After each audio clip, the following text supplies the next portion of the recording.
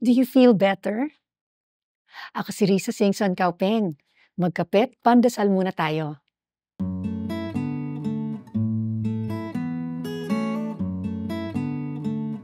Ilang araw na akong nade-depress kahit wala naman talagang rason. Yes, there were some sad things that happened in the past few weeks, but they were things that normally wouldn't cause me to crash like this. Sa katunayan, ang daming big blessings sa buhay ko.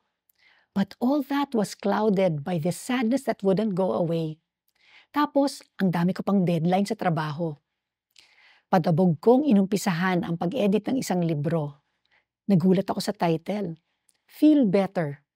Befriend your most painful emotions and heal your life. Ay, ramdam ko agad na sinadya ito ng Diyos para kausapin ako. Even before I finished editing the book, I felt joy rearing its jolly head. Aside from the things I learned from the book, what lifted me up more was knowing that God is concerned with the details of my life. Pati ang aking mga emosyon, concerned si Lord.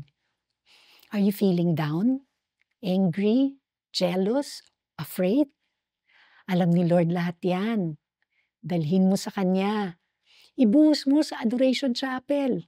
O pag mag-isa ka sa kwarto mo. Basta, bring it to Him in prayer. Because He cares about what you're going through. Let's pray.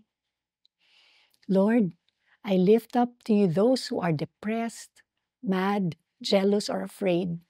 We surrender our emotions and circumstances to you. Help us to feel better. Amen.